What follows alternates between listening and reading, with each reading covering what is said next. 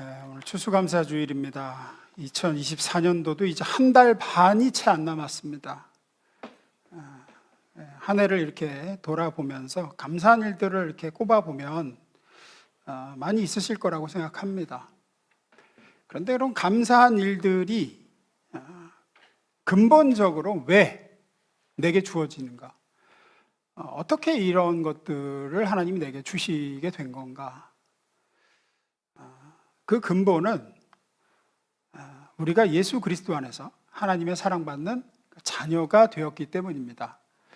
그래서 가장 큰 감사, 본질적이고 다른 모든 감사의 근본이 되고 비교할 수 없을 만큼 큰 감사는 그리스도 예수로 말미암은 죄사함과 구원입니다. 제가 늘 강조하지만 여러분이 지금부터 남은 생을 가장 비참하고 이 땅에서 고통스럽게 산다 할지라도 여러분이 하나님의 아들 예수 그리스도 안에서 죄사함과 구원받은 하나님의 자녀요, 저 하나님 나라를 상속받을 의인이라고 하면 여러분은 그 남은 생의 그 비참함과 고통 가운데서도 늘 감사하며 살아야 되는 존재고요, 반대로 여러분의 지금부터 남은 생이 여러분이 바라고 원하는 것들이 다 이루어지고 다 누리고 아무리 행복하고 즐겁게 산다 할지라도 여러분이 예수를 모르고 그 예수 안에 있는 죄사함과 구원을 못 받았고 저 천국을 상속받을 의인이 아니라 지옥으로 떨어져야 될 죄인이라 그러면 남은 생이 아무리 좋아도 여러분은 맨날 애곡하고 살아야 되는 겁니다. 이것이 기독교의 가장 중요한 진리이고 근간이에요. 이 감사를 놓치시면 안 돼요. 작은 것에 의해서 여러분의 감사가 휘둘리는 수준이 되어서는 안 됩니다. 제가 늘 말씀드리지만 우리는 더 어떻게 할 수 없을 만큼 이미 여러분이 예수 안에 있다는 것 사실 하나로 복받은 존재들이에요. 그래서 늘 제가 감사절이 되면 주로 그래서 이 구원에 대한 복음에 대한 말씀을 증거합니다. 복음을 오늘도 함께 다시금 나눠보려고 하는데요, 죄사함과 구원, 하나님의 자녀됨, 이런 것들을 얘기하려면 제일 먼저 우리의 처지부터 확인해야 됩니다. 복음의 시작은 그래서 뭐부터 얘기하죠? 죄부터 얘기합니다. 우리가 그냥 멀쩡히 그냥 살아도 괜찮은 존재라고 하면 거기에 무슨 구원이 필요하고 무슨 은혜가 필요하겠습니까? 우리는 그런 존재가 못 되고 멸망당할 죄인이기 때문에 이제 복음이 되는 거죠. 그래서 항상 죄부터 얘기하죠. 첫째, 읽습니다. 시작. 성경은 우리는 본래 태어날 때부터 저주 아래 태어나고 죄의 저주 아래, 범죄한 아담의 후손으로 태어나 죄를 짓고자 하는 본성을 가지고 태어나 죄를 지으며 살고 그렇게 살다가 천벌받아 멸망당할 악한 존재로 죽는다. 그게 성경의 증거예요. 거기에 예외인 인간은 아무도 없다. 로마서 3장 봅니다. 기록된 바 의인은 없나니 하나도 없으며 깨닫는 자도 없고 하나님을 찾는 자도 없고 다 치우쳐 함께 무익하게 되고 선을 행하는 자는 없나니 하나도 없도다. 이게 성경의 선언이죠. 모든 사람이 죄인이다. 이 이야기를 드리면 의구심이 드는 분이 있을 수도 있어요. 뭐가 그렇게 죄인일까? 라는 생각, 혹은 반발심까지 가지는 분이 있을 수 있어요. 많은 불신자들이 그러죠. 내가 왜 죄인이냐? 내가 무엇을 그렇게 잘못했냐? 무슨 그렇게 천벌받을 짓을 했느냐? 내가 왜 그렇게 멸망받아야 될 죄인이라고 그러느냐? 여기서 동의가 안 되면 복음은 시작도 못하는 거죠. 이제 성경은 분명히 의인은 없나니 하나도 없으며 모두가 죄인이다 라는 선언을 합니다. 이 선언에 대해서 나름 설명을 잘한 분이 있는데 그분이 C.S. 루이스라는 분이에요. 제가 꼽은 20세기가 낳은 하나님이 사용하시는 최고의 기독교 사상가가 아닌가 싶습니다. 아는 분은 아실 거라고 생각해요. 워낙 방대한 작품들을 많이 썼어요. 소설 나니아 연대기도 쓰셔서 아주 기독교를 어떻게 저렇게 복음을 잘 설명할까 싶을 정도 있고, 많죠. 근데 이분이 왜 인간은 어쩔 수 없는 죄인인가, 왜 모두가 죄인인가에 대해서 설명을 잘해 주셨어요. 이거 오늘 좀 먼저 나눠보려고 그래요. 인간이 왜 죄인이냐? 첫 번째, 위선입니다. 위선. 이게 무슨 얘기냐면, 우리는 우리 안에 있는 모든 진실을 절대로 다 털어놓지 않습니다. 그 누구에게도 완전히 까발리지는 않아요. 적당히 포장하고 그럴듯하게 꾸며서 얘기하지 내 밑바닥까지 보이지는 않습니다. 심지어 인간은 자기가 잘못한 것에 대해서 누구에게인가 털어놓을 때조차도 나는 원래 그런 사람이 아닌데 어쩌다 보니 이랬다는 식으로 포장합니다. 반대로 또 어쩌다가 한 번 한 선한 행위는 마치 매번 하는 것처럼 보이려고 하고, 자주 하는 악한 생각이나 행동은 어쩌다 한 것처럼 위장을 한다고요. 그리고 이렇게 반복하다 보면 나중에는 어떻게 되느냐, 스스로도 그렇게 믿어버린다는 거예요. 자기가 괜찮은 사람인 걸로. 자기가 포장한 게 진짜 자기인 줄 알아요. 그 포장을 벗겨내면 정말로 밑바닥이 나오는데 그 밑바닥은 아무에게도 안 보이죠. 그러다 자기도 그렇게 믿어요. 자기도 자기가 그렇게 나쁜 인간은 아니라고 생각을 하고, 내가 어떤 자기 자신의 어떤 악함을 들여다볼 때도 어쩌다가 내가 이런 거지, 나는 원래 이런 사람은 아니다라는 생각을 자꾸 합니다. 왜 이렇게 자꾸 위선과 이런 어떤 자기 합리화를 자꾸 하냐면, 근본적으로 자기도 자기 자신에 대해서 수치심을 느끼기 때문에 그렇습니다. 사람은 마땅히 이래야 한다라는 기준이 인간은 다 가지고 있어요. 하나님의 기준은 관두고 자기도 사람은 이래야 된다라는 기준이 있다고요. 근데 그 기준에 자기가 부합하지 못함을, 미달함을 스스로도 알고 있어요. 그래서 자꾸 위선을 하고 포장을 하고, 그래서 그렇게 나가는 겁니다. 수치심을 느끼기 때문에. 여기에 예외되는 인간은 없습니다. 두 번째, 읽습니다. 시작. 이건 이런 겁니다. 인간이 다 그렇지, 나만 그런가? 다들 그러고 살아. 이런 거예요. 이런 거. 이 정도는 이거는 다 그러고 사는 거지. 다 이렇게 살잖아. 이게 뭐 그렇게 큰 잘못이야. 왜? 많은 사람이 그렇게 하니까.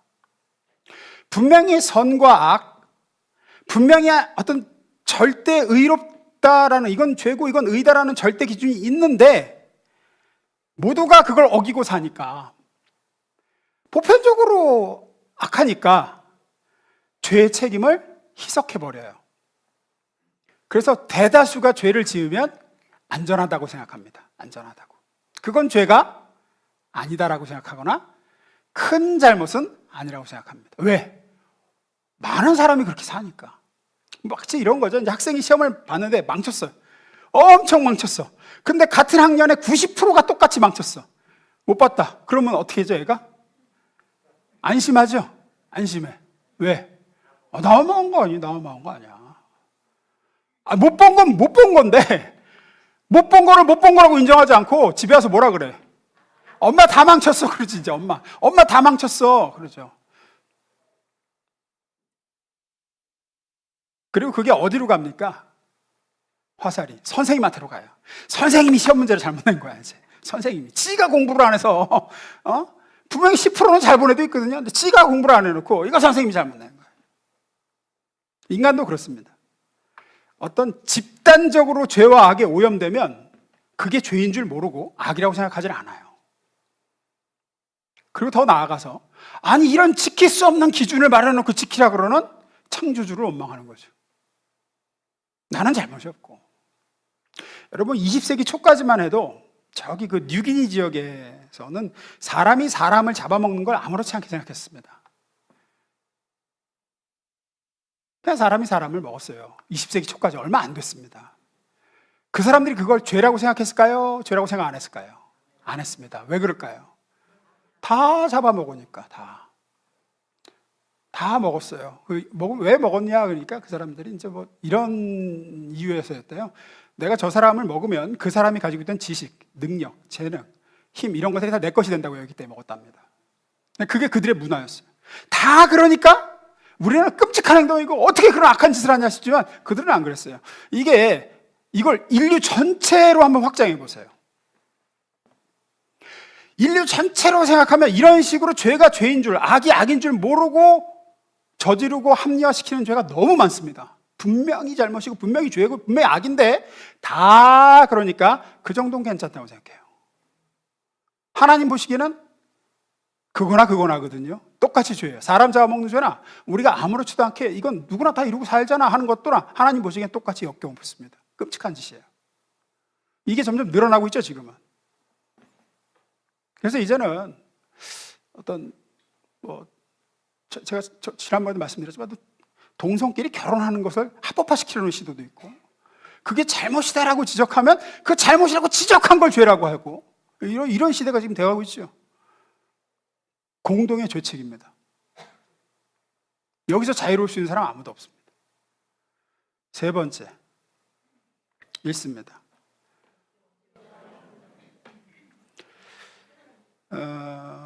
우리가 비겁하고 겁 많고 이기적이고 악한 존재임에도 불구하고 우리 본성이 그렇거든요. 인간은 본성적으로 그래요. 비겁하고 겁 많고 악하고 이기적이고 그래요. 나를 위해서라면 남을 희생하는 것을 꺼리지 않는 존재가 인간입니다. 그 인간의 근본적인 죄성이에요. 그럼에도 불구하고 우리가 왜 다른 사람에게 별 해를 끼치지 않고 이렇게 살 수 있는가? 복지와 환경의 혜택 때문입니다. 그래서 많은 사람들이 내가 뭐 사람을 죽였느냐, 남의 걸 도둑 죽였느냐, 내가 왜 죄인이냐 그러는데 그건 그 사람이 복지와 환경의 혜택을 누리고 있음을 모르기 때문입니다. 이걸 신학에서는 어려운 말로 일반원총이라고 그러거든요. 그 조던 피터슨이라는 그 유명한 학자가 있죠. 이분이 이런 얘기를 했어요. 우리가 자꾸 옛날 사람들보다 또 뭐 원시 시대보다 지금 더 도덕적이고 착하다고 생각하는데 착각이라는 거예요. 그때 사람 참 야만스러웠어 말이야. 뭐 아무렇지 않게 남의 거 뺏고 막 죽이고 그 시대보다 지금 우리가 얼마나 도덕스러워지고 얼마나 나은 인간이 되었느냐 하지만 이 학자 얘기는 아니라는 거죠. 그때나 지금이나 인간은 본성적으로 똑같다는 거예요. 차이가 있다면 복지와 환경의 혜택을 그때는 못 누렸고 지금 누리고 산다는 거예요. 만약에 이분이 그래요. 만약에 당신이 오늘 돌아가서 따뜻한 온수가 없고 씻을, 비바람을 피할 집도 없고 당장 끼니를 때울 음식도 없고 어둠을 피할 불빛도 없다고 생각해봐라.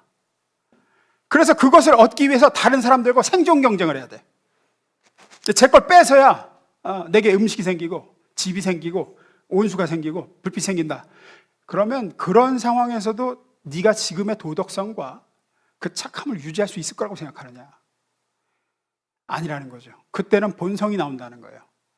인간은 복지와 환경이 우리를 화내거나 야비해져야 할 상황으로부터 우리를 지켜서 상대적으로 적어졌을 뿐이에요. 그러지 않아도 괜찮게 살 수 있는 혜택이 주어졌기 때문에 그런 거지, 심성 자체가 착해진 건 절대 아닙니다. 인간은 누구나 배고프고 춥고 안전이 보장되지 않으면 악하게 되고 이기적이 되고 남의 걸 뺏으려고 듭니다. 제가 죽어도 나는 살아있다 생각하고 저 집 자식은 굶어 죽여도 내 자식은 굶기지 말아야지 하면서 뺏는 게 인간이에요. 절대 본성은 안 변합니다. 그래서 어떤 범죄자들이 살아온 어떤 환경이나 범죄를 저지를 상황이 똑같이 주어진다 그러면 인간은 본성이 나오게 돼요. 그 사람이 특별히 약해서가 아니라. 네 번째, 마지막 읽습니다. 시작. 인간이 자신을 죄인이라고 생각하지 않는 큰 이유 중에 하나입니다. 뭐냐면 시간에게 죄를 넘겨버려요. 우리는 시간이 지나면 죄가 희석되고 은연중에 말소된다는 착각을 한다는 거예요.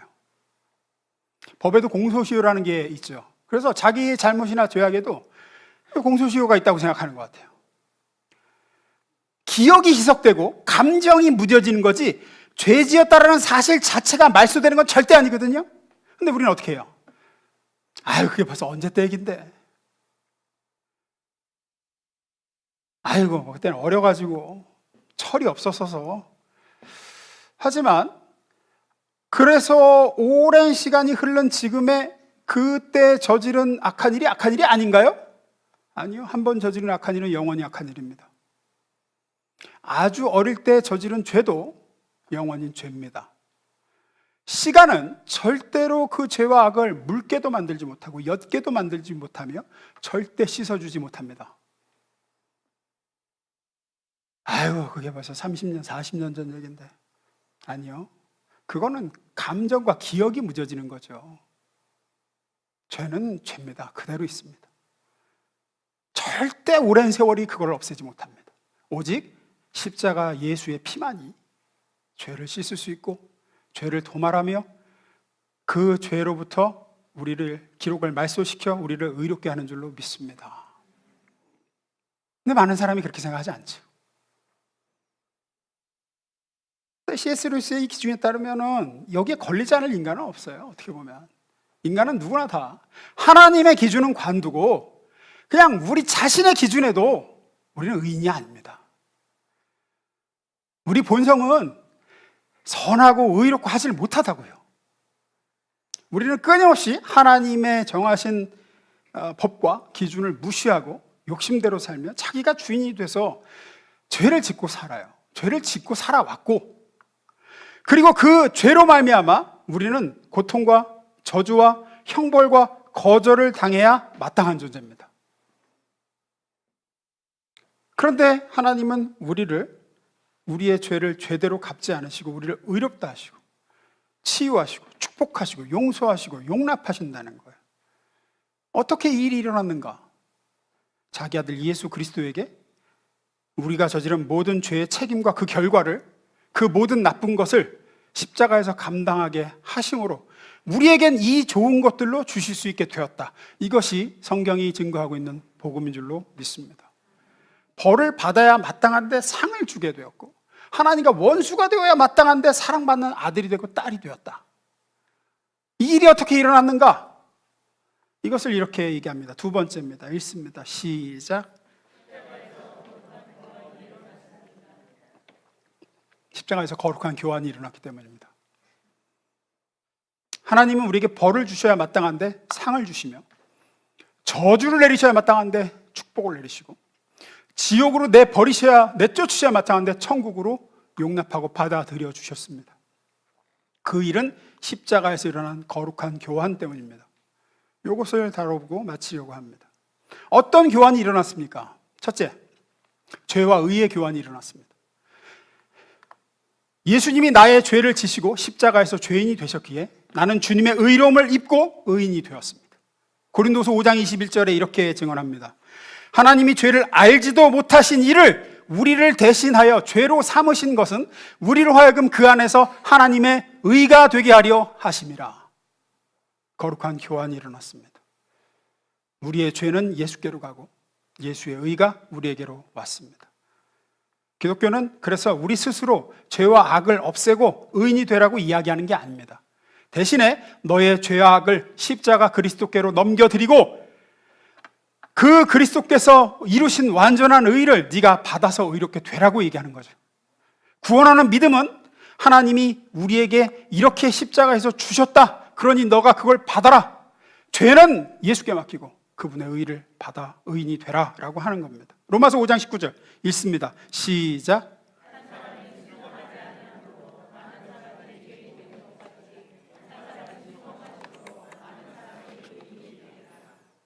십자가에서 이 일이 우리에게 일어난 줄로 믿습니다. 두 번째입니다. 고통과 치유의 교환입니다. 주님이 우리 대신에 십자가에서 고통을 당하셨기에 그 결과 우리는 나음을 입었습니다. 사도 베드로는 이사야서 말씀을 인용해서 이렇게 증언합니다. 베드로전서 2장 24절입니다. 그분은 우리의 죄를 당신의 몸에 친히 지시고 십자가에 달리셔서 우리로 하여금 죄의 권세에서 벗어나 올바르게 살게 하셨습니다. 그분이 매맞고 상처를 입으신 덕택으로 여러분의 상처는 나았습니다. 교환이 일어났습니다. 내가 그렇게 맞고 내가 그렇게 상처를 받고 내가 그렇게 고통을 당해야 되는데 내가 당할 거를 그분에게 하나님이 갚게 하시고 당하게 하셨습니다. 그 결과 거룩한 교환이 일어나 우리가 당해야 될 고통으로부터 우리는 해방함을 받고 우리의 상처로부터 우리는 나음을 입었습니다. 거저 얻어진 것도 아니고 우연히 얻어진 것도 아닙니다. 교환을 통해서 맞교환돼서 이루어진 거라고. 대가가 치러졌어요. 주님이 상처를 입었기에 우리가 치유를 입었습니다. 주님이 징계를 받음으로 우리가 용서를 받았고, 예수님이 상처받아서 내가 나음을, 내가 치유를 받았다고요. 세 번째, 저주와 축복의 교환이 일어났습니다. 예수님이 나를 대신해 십자가에서 저주를 받으셨기에 나는 하나님이 예수님에게 베푸셨던 축복을 받게 되었습니다. 갈라디아서 3장 13절 14절입니다. 그리스도께서 우리를 위하여 저주를 받은 바 되사 율법의 저주에서 우리를 속량하셨으니 기록된 바 나무에 달린 자마다 저주 아래 있는 자라 하였습니다. 이는 그리스도 예수 안에서 아브라함의 복이 이방인에게 미치게 하고 또 우리로 하여금 믿음으로 말미암아 성령의 약속을 받게 하려 함이라. 성경이 분명히 기록하고 있죠. 예수님이 나 대신 내가 받아야 될 죄의 저주를 대신 받으셨다. 십자가는 나무로 만든 겁니다. 그래서 십자가에 달린 예수님은 저주받은 존재가 되셨습니다. 왜냐하면 성경이 이렇게 얘기하거든요. 신명기 21장 23절 읽습니다. 시작.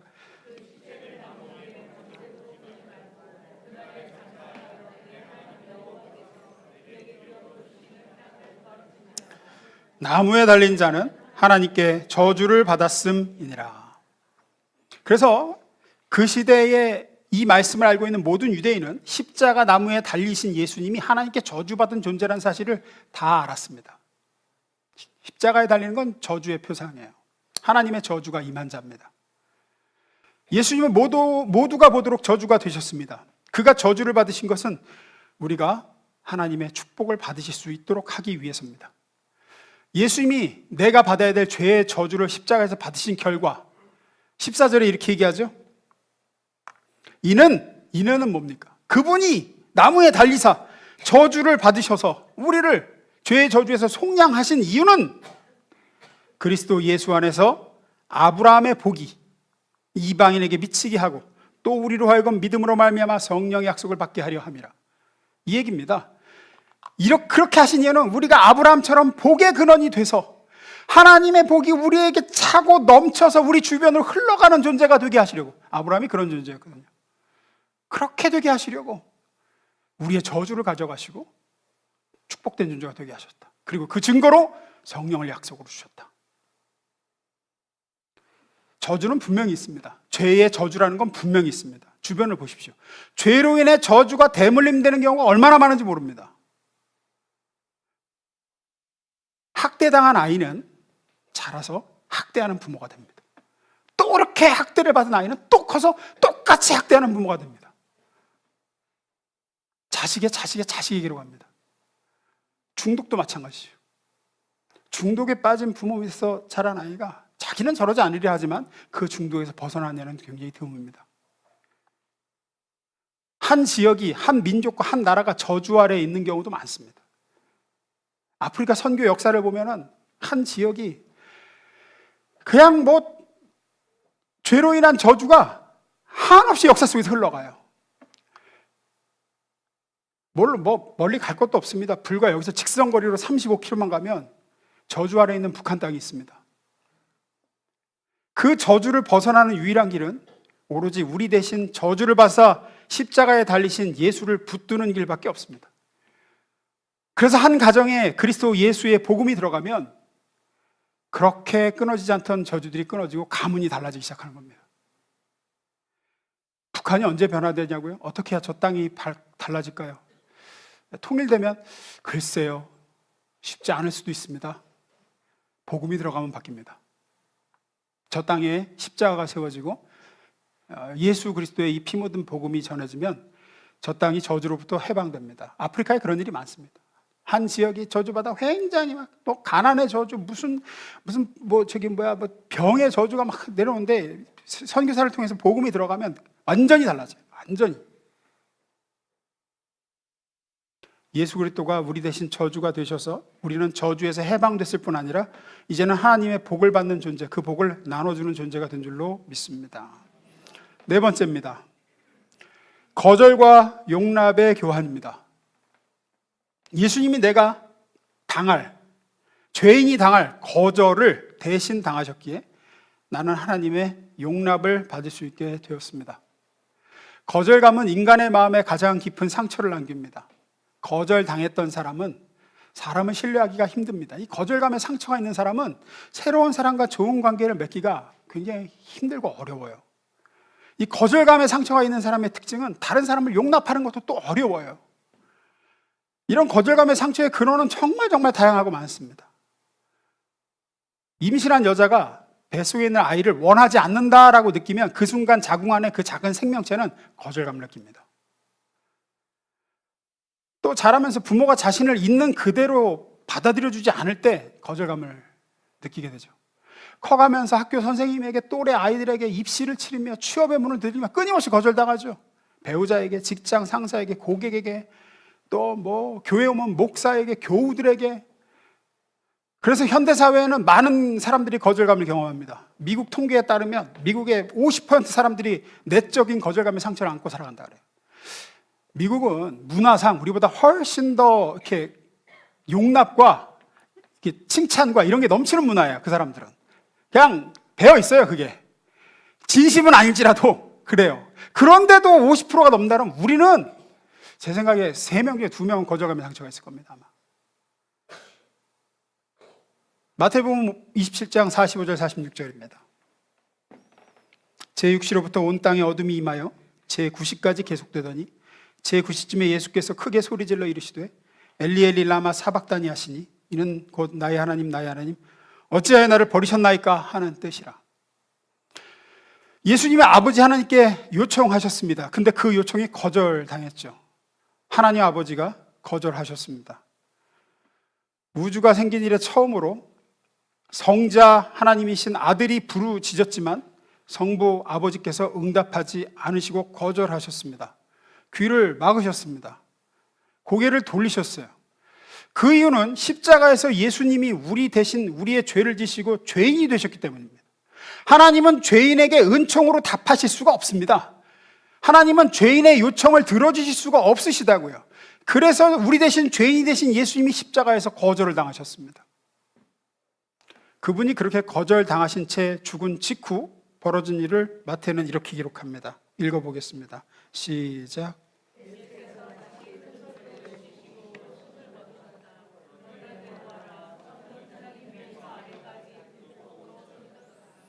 예수님이 그렇게 하나님께 거절당하신 채 돌아가신, 영원히 떠나신 직후 성전의 휘장, 지성소와 성소 사이를 가로막고 있던 휘장이, 하나님과 인간 사이를 가로막고 있던 그 휘장이 위에서 아래로 찢어졌다고 합니다. 여러분, 이 휘장은 엄청나게 두껍습니다. 기록에 따르면 두께가 10cm가 넘었다고 그래요. 10cm. 그러니까 휘장에 두께가 10cm가 넘어요. 이걸 어떻게 짰는지 모르겠는데 밧줄로 짰나 봐 아마.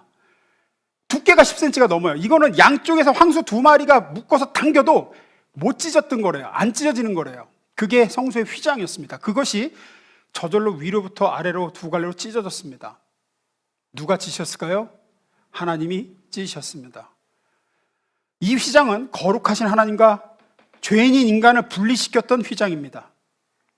하나님은 죄인을 향한 거절의 표시로 그 휘장을 모세로 하여금 지어서 지성소와 성막 사이에 두르게 하셨어요. 나는 죄인을 거절한다. 죄인은 내 앞에 올 수가 없다. 죄인은 내 앞에 기도할 수도 없고, 죄인은 내 앞에 뭘 요청할 수도 없어. 나는 그 요청을 듣지도 않고 그 요청을 대로 응답해 주지도 않는 하나님이다. 왜? 너희 죄 때문에. 그 표시가 그 휘장이었다고요. 근데 예수께서 죄인인 우리가 당할 거절을 십자가에서 대신 당하심으로 하나님은 우리를 하나님의 자녀로 용납하셨습니다. 거룩한 교환이 이루어졌고 휘장은 찢어졌습니다. 우리는 하나님께 용납받고 받아들여지는 존재가 되었습니다. 언제든 아버지께 나가면 잘 왔다 아들아, 어서 와라 내 딸아 하며 그 품에 안길 수 있는 존재가 되었고, 우리 대신 거절당하신 예수의 이름으로 기도할 때는 아버지께서 귀 기울여 언제든 들으시는 줄로 믿습니다. 그래서 예수를 만나면 거절감의 상처가 치유되기 시작합니다. 세상이 나를 다 거절해도 하나님이 나를 거절하지 않으시니 괜찮다. 창조주가 나를 받아주신다. 마지막 5번째 읽습니다. 시작. 십자가에서 일어난 거룩한 교환, 마지막은 형벌과 용서의 교환이 일어났습니다. 우리가 잘 아는 이사야서 53장 4절 5절 봅니다. 그는 실로 우리의 질고를 지고 우리의 슬픔을 당하였거늘 우리는 생각하기는 그는 징벌을 받아 하나님께 맞으며 고난을 당한다 하였노라. 그가 찔림은 우리의 허물 때문이요 그가 상함은 우리의 죄악 때문이라. 그가 징계를 받음으로 우리는 평화를 누리고 그가 채찍에 맞음으로 우리는 나음을 받았도다. 예수 그리스도가 우리의 죄악과 허물 때문에 하나님의 형벌을 받으셨기에 우리는 용서를 받게 되었습니다. 그 두 가지가 맞교환되었습니다. 우리가 용서받았기에 우리는 하나님과 화목하게 되었고 그래서 평강을 누립니다. 우리가 용서받지 못했다면 우리는 하나님 앞에 나설 수도 하나님과 올바른 관계를 맺고 사랑받는 자녀가 될 수도 없었습니다. 우리가 용서를 받을 수 있었던 것은 오직 그리스도가 우리의 죄악을 대신해서 십자가에서 하나님의 천벌을 받으셨기 때문입니다. 그러므로 그리스도 예수의 십자가를 붙든다는 것은 완벽한 용서를 받게 되는 겁니다. 여러분의 과거, 현재, 미래의 모든 죄악이 하나님 앞에 다 용서받은 줄로 믿으시길 주님으로 축원합니다. 그래서 그리스도 예수 안에 있는 자에게는 뭐가 없어요? 정죄함이 없는 겁니다. 거룩한 교환이 이미 이루어졌기 때문입니다. 그래서 이것이 우리가 오늘날 드리는 최고의 감사 제목이 되어야 됩니다. 십자가에서 이루어진 이 모든 거룩한 교환, 죄와 의의 교환, 고통과 치유의 교환, 저주에서 축복으로, 거절에서 용납으로, 형벌에서 용서로의 교환을 우리가 받게 되었다. 이것이 우리의 모든 감사 제목과는 비교도 할 수 없는 큰 감사입니다. 이 모든 거룩한 교환을 한 단어로 축약한 게 뭘까요? 그걸 은혜라고 하는 겁니다. 그걸 은혜라고 해요. 벌을 줘야 마땅한데 상을 주고, 밀어내야 마땅한데 끌어안고, 원수가 돼야 마땅한데 내 편에 서서 나를 최고로 위하시는 하나님이 되신 것. 이 은혜가 우리의 가장 큰 감사 제목이죠. 각 나라마다 인사말이 다 다릅니다. 근데 이런 의견이 있더라고요. 인사말이 어떻게 형성되느냐? 이런 거래요. 이러이러했으면 참 좋겠다. 이렇게 되면 참 감사하겠다 하는 것으로 인사말을 만든다는 거예요. 문화마다. 우리나라 사람들 보통 인사가 대표적인 게 뭡니까? 안녕하십니까? 안녕히 가세요. 안녕히 계세요. 안녕하세요. 안녕의 뜻이 뭡니까? 예, 사전을 보면 이렇게 돼 있어요. 아무 탈 없고 편안함. 왜 이게 우리나라의 보편적 인사가 됐을까요? 예, 우리 역사에 탈이 많았어요. 편안한 때가 별로 없고 늘 시달리며 살았던 민족이라는 거예요. 삼국시대 평균 수명이 30살이 안 된대요. 30살이. 조선시대쯤 와야 40살쯤 평균 연령이. 수명이. 침략당하고 외란에, 호란에, 전염병은 왜 이렇게 자주 또 돌고. 그 외국인 이사벨라 버드라는 여인이 조선시대에 와서 이렇게 조선을 여행하면서 쓴 기록에 보면 이런 얘기가 있어요. 조선 사람들은 1년에 반은 호랑이한테 쫓겨다니고 나머지 반은 호랑이한테 잡아먹힌 사람 장례 치르러 다니더라. 그만큼 호환이 많았대요. 진짜 많이 잡아먹혔고 많이. 그래서 반은 호랑이 무서워서 쫓겨다니고 반은 호랑이한테 죽은 사람 장례에 다니고. 그래서 인사가 뭐야? 안녕하세요. 무탈하고 안녕하면 그게 제일로 감사한 거예요. 그래서 인사가 됐어요. 안녕하세요. 그 다음 또 많이 하는 인사 중에 하나가 뭐였습니까? 요즘은 많이 안 하죠. 옛날엔 제 어렸을 때도 많이 했어요. 예, 맞아요. 예, 식사하셨습니까? 식사하셨습니까? 진지 자셨어요? 어른 만나면 진지 자셨어요? 밥 먹었니? 또 사투리 밥 묻나? 밥은 먹었냐? 제주도도 있대. 밥 먹언? 이게 인사래. 밥 먹언? 왜 그렇죠? 큰 문제였거든요. 늘 배골고 점심 먹기 시작한 지가 얼마 안 됐다 그러죠. 우리나라가 2끼로 때웠대요. 그래서 밥 안 먹고 잘 먹는 게, 밥 먹었으면 감사한 일이야. 감사한 일. 밥 먹으면 감사한 일이야. 그래서 인사가 밥 식사하셨습니까? 영어 인사는 뭐죠?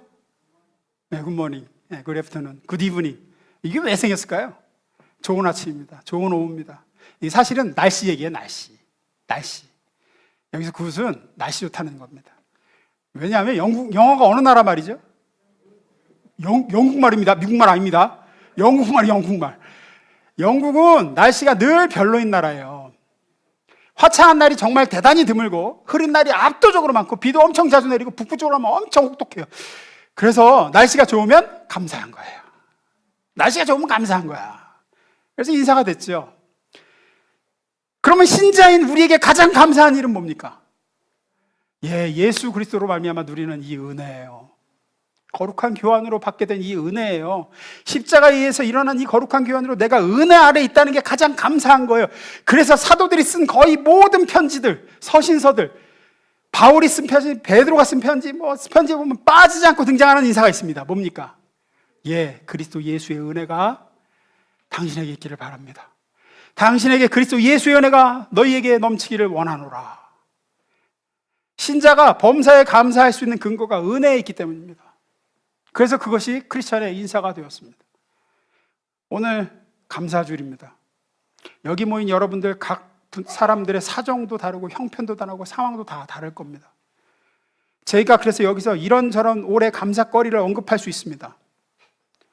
건강에 대해 감사하십시오. 수입에 감사하십시오. 가정에 감사하십시오. 자녀에 감사하십시오. 응답하신 기도 감사 등등 할 수 있어요. 그러나 이런 것들 제가 나를 하면 어떤 분들은 고개를 끄덕이며 맞다고 그래 하나님이 올해 내게 건강을 주셨지 하지만 다른 어떤 분에게는 그게 오히려 상처가 될 수 있습니다. 하나님 왜 올해 나에게 건강을 가져가셨을까?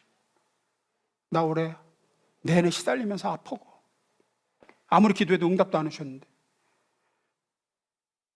우리 집 가정이 너무나도 경제가 어려운데 경제적으로 감사하라고? 그럴 수 있는 거예요. 자녀 화목한 가정 감사, 우리 가정 안 화목해. 심지어 자녀를 잃었어. 어떻게 감사해요? 그래서 사실 이런 감사거리를 이렇게 나열해서 전하고 하는 걸 어떻게 보면 굉장히 낮은 수준의 감사밖에 못해요. 하지만 여기 있는 우리 모두가 진정으로 공통되게 감사할 것이 있습니다. 그것이 바로 거룩한 교환으로 맞은 은혜예요. 우리가 어떤 상황 속에서도 예수 안에 있는 사람에게 가장 큰 감사, 다른 감사거리를 다 합쳐도 이 감사 제목에 비하면 아무것도 아닌 감사, 예수 그리스도의 십자가로 말미암은 은혜를 내가 받았다는 겁니다. 죄사함과 구원을 받았고 죄인인데 의인이 되었고 저주 아래 있다가 하나님의 축복 아래 있게 되었고 수치 아래 있던 존재가 영광 아래 있게 되었습니다. 하나님께 마땅히 드려져야 될 감사가 엉뚱한 데 돌려지는 게 우상숭배입니다. 여러분이 받은 이런 지금 용서와 의로움과 축복과 용납과 또 그로 말미암아 파생되는 지금 여러분 삶에 하나님이 주시는 많은 것들, 이것들은 절대로 다른 요인에게 감사를 돌릴 것들이 아닙니다. 자기 자신이 잘해서도 아니고 그게 다 우상숭배예요. 하나님께 드려져야 될 영광과 감사는 하나님께 돌리셔야 됩니다. 자기 아들을 저주하고 벌 주고 죽여서 우리를 용서하고 복 주시고 자녀 삼으셔서 우리가 이렇게 하나님 앞에 서게 되었고 장차 하나님 나라의 영원한 복락과 영원한 안식과 영원한 행복을 누릴 약속의 자녀가 되었습니다. 그러니 이 제목으로 하나님 앞에 감사하시길 주님으로 축원합니다. 기도하겠습니다.